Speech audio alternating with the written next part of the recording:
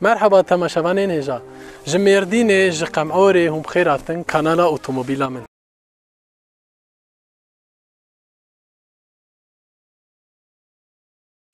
ام دیسا بابت که جدال پیشبری ونه لورا ام داناسینا اتومبیل ناکن ام داناسینا شانزمانا مانوال بکن وکون زانن مبر داناسینا شانزمانا اتوماتیک کربو و جارجی ام بحثا شانزمانا مانوال بکن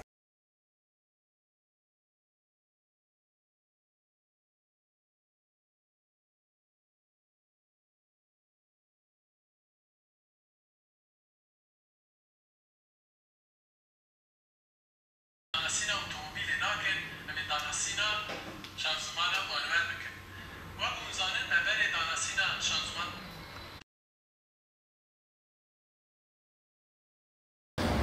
5 senedir Kürtçe öğretmeni yapıyorum milli eğitimde ve 2 ay önce, ondan önce de bir araştırma yaptım, yani bir araba alacaktık. Araştırma yaptım ve bunun üzerine işte bir merak saldı. Hani bunu kendi kendime şu soruyu sordum. Niye Kürtçe bir kanal açmayayım, yani YouTuber olarak.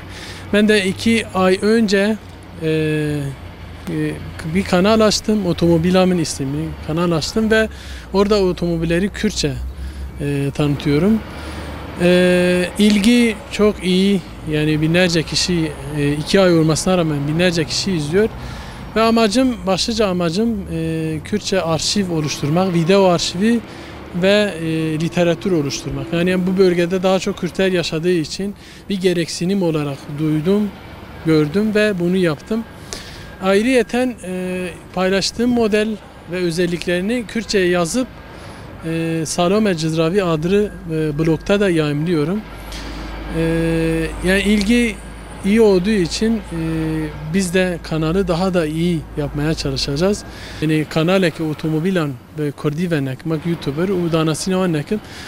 Da hafta mehberime dest bekir ravacik gelek peyamin gelek ereniz meratin u evji heviyen me geçtirdikin bavayeki amatör me dest bekir nahaynekidim baştır em çava çetkin videoya servan lekolin andikin jaliye internet YouTube gelek YouTuber hani taybeti İngilizce u Türki tamaşa dikim u lugori wan em çetkin armancı ver armanc ku video arşive geçekim u literatüre kurdi çekim motora ve yani gori bejin belki ab azırgani otomobil ne xarabe başı motora ve ji gelek başır gori bejin ne zede baş ji ne zede xarab ji jber ve ji yani gori bi karani navay ajutna vay çava otomobil da jorun ev giringej bu ha jber ve ji deve